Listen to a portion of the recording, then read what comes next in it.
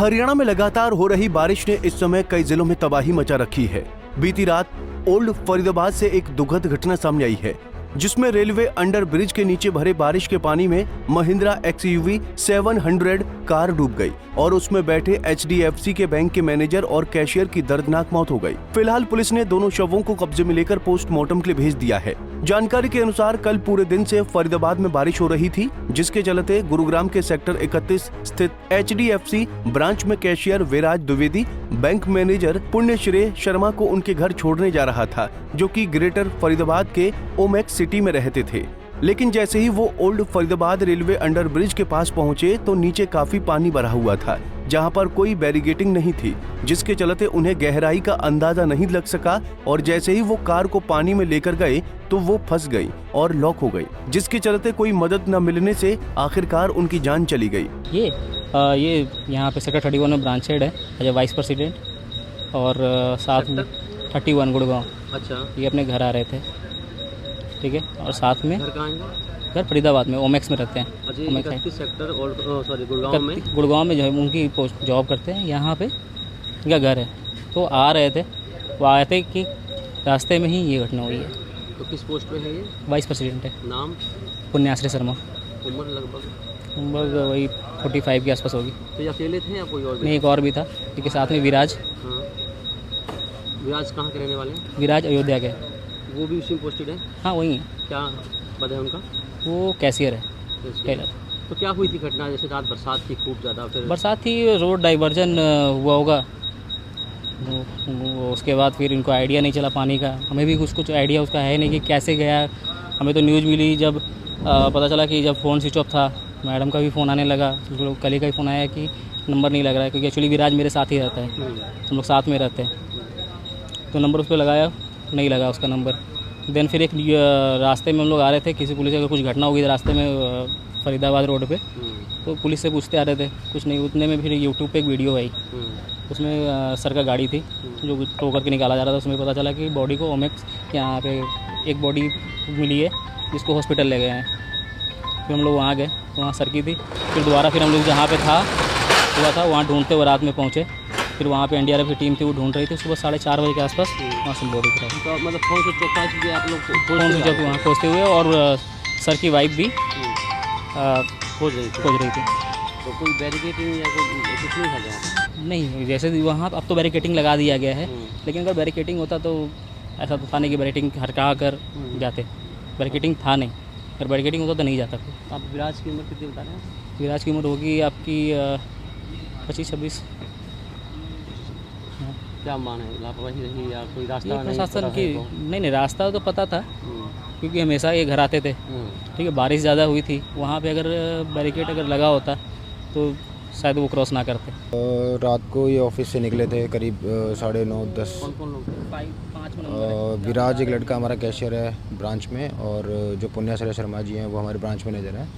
वो ब्रांच से निकले थे रात को और ऑफिस मतलब घर जाने के लिए। उसके बाद वो रास्ते में कहीं पे टनल में पानी भरा हुआ था, तो विराज को जो नया मतलब यहाँ के रोड से वाकिफ़ नहीं है, तो हो सकता है उसको लगा होगा कि पानी ज़्यादा नहीं होगा, तो उसने शायद गाड़ी वहाँ से निकालने की कोशिश करी, तो हो सकता है उस बीच में कुछ हादसा हुआ है। तो मैंने सब कुछ छोड़ने आ रहे थे? हाँ जी, वो घर छोड़ने के लिए। बरसात ज़्यादा थी इसलिए? बरसात हो चुकी थी, पानी भरा हुआ था टनल में। कोई मेरे को लगता है कि वहाँ पे कोई बैरिकेटिंग वगैरह नहीं होगी, शायद इस वजह से उसने गाड़ी निकालने की कोशिश करी वहाँ से। कितने बजे घटना है, कब जानकारी मिली आप लोगों को? मुझे तो खैर बहुत लेट जानकारी मिली है। मैं तो सुबह मतलब 4:30 बजे के आसपास 4:30 मुझे फ़ोन आया था, तो तब आया हूँ मैं यहाँ पे। तो क्या लगता है बैरिकेटिंग होती या कोई? बैरिकेटिंग होती तो वहाँ से गाड़ी निकालने की कोशिश नहीं करी जाती, दूसरे रूट को फॉलो करते, इस वजह से। वहीं जब इस बारे में सब इंस्पेक्टर राजेश कुमार से बात की गई तो उन्होंने कहा कि हमने ड्राइवर को चेतावनी दी थी, लेकिन उसने हमारी चेतावनी को नजरअंदाज कर दिया था, जिसके चलते उन्हें अपनी जान से हाथ धोना पड़ा। ये क्या था जी, ये गुड़गांव HDFC बैंक में काम करते हैं, एक मैनेजर है, एक अपना कैशियर है। ये रात को वहाँ से अपनी XU एक गाड़ी है उसमें आए हैं। ओल्ड पे हमारी पुलिस द्वारा जो है ना पानी भरा होने के कारण बैरियर लगाया हुआ था कि भाई यहाँ जो है ना खतरा है, आगे ना जाए, पानी ज़्यादा भरा हुआ था। लेकिन फिर भी वो बैरियर को जो है ना इधर उधर करके उस पानी में घुस जाते हैं। जो हमारे एक राइडर वालों ने भी उनको कहा है कि भाई आगे जो है ना पानी ज़्यादा है, लेकिन ये फिर भी हम निकल जाएंगे उनसे करके ये उस पानी में घुस जाते हैं। बैरियर साइड कर दिया था इन्होंने। वहाँ क्या होता है कि गाड़ी जो है ना अंदर हमारे पुलिस वाले टोक के चले जाते हैं, ये गाड़ी अंदर कर लेते हैं और तो ये गाड़ी जो है अंदर जाके गाड़ी बंद हो जाती है, गाड़ी में पानी भर जाता है, गाड़ी लॉक हो जाती है। लेकिन ये पता नहीं नशे में थे कैसे क्या बात है, ये तो पोस्टमार्टम के बाद पता चलेगा। गाड़ी लॉक होने के बाद किसी ने इनको नहीं देखा, नहीं किसी ने संभाला, तो ये गाड़ी लॉक होने के कारण ना तो ये खोल पाए ना कुछ कारण, तो वहाँ गाड़ी जो है में ही इनकी मौत हो गई, जो अभी मोर्चरी में लेकर के आए हैं। इसका नाम एक का विराज नाम बता रहे हैं, एक पुष्याप को श्रेय द्विवेदी है, ये यूपी के रहने वाले हैं दोनों के दोनों। यहाँ एक आदमी जो है ना सेक्टर 86 में रहते हैं और वो दूसरे वाला इसको छोड़ने के लिए आया था यहाँ पे, है ना।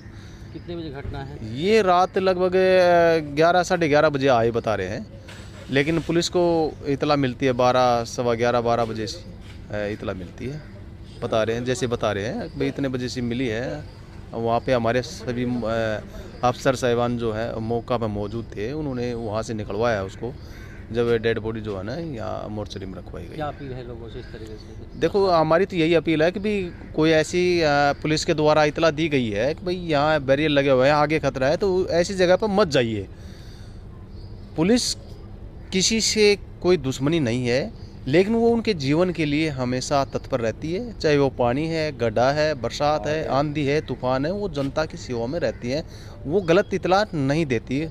खासकर पुलिस को तो मैं कहता हूँ कि मैंने भी 20 साल हो चुके हैं, हमेशा अच्छी शिक्षा दी, लेकिन लोग नहीं मानते उस चीज़ को। मेरे हाथ जोड़ करके जनता से अपील है, यदि पुलिस ने कोई बैरियर लगा रखा है या पुलिस कोई मना करती है तो उसकी बात को इग्नोर ना करें, उसके ऊपर विचार करें कि भाई ये जो कह रहे हैं वो बात सच हो सकती है। इस घटना के बाद देखा किसने था सबसे पहले ने? ये तो देखो मेरे को इतना पता नहीं है कि भाई ये देखा किसने है किसने नहीं देखा है, कि मैं तो यहाँ मोर्चरी में जैसे इन भाइयों से पूछा है कि भाई उनको रखवाया गया है, लेकिन मैं तो यही कहता हूँ कि जैसे हम एक दारू पी करके इधर उधर घूमते हैं रात को, तो ऐसा ना करें, ये अपने जीवन के लिए बहुत ही अभी क्या कार्रवाई दुखद घटना है। अभी क्या कार्रवाई करेगी? अभी पुलिस का तो अपने कागज डॉक्यूमेंट वगैरह है वो लेकर के इनकी 174 की कार्रवाई अमल में लाई जाएगी। अभी आयु गए हैं, अभी कागज तैयार करेंगे, इनके परिजन यहाँ पर आए हुए हैं, सुख शांति है, ऐसी कोई बात नहीं है। वहीं जांच अधिकारी ने लोगों से अपील करते हुए कहा कि पुलिस लोगों की सेवा, सुरक्षा और सहयोग के लिए है। पुलिस द्वारा मना करने और सावधानी का बोर्ड लगा होने की अनदेखी करने का खामियाजा आपको भी भारी पड़ सकता है, इसीलिए सावधान और सुरक्षित रहें। पुलिस द्वारा लगाए गए सावधानी के बोर्ड और ट्रैफिक नियमों का पालन करें। फरीदाबाद से अनिल राठी, पंजाब केसरी टीवी। हमसे जुड़े रहने के लिए हमारे YouTube चैनल को सब्सक्राइब करें और नई वीडियो की नोटिफिकेशन के लिए बेल आइकॉन को दबाएं। अगर आप ये वीडियो Facebook पर देख रहे हैं तो लाइक जरूर करें और ज्यादा से ज्यादा शेयर करें। धन्यवाद।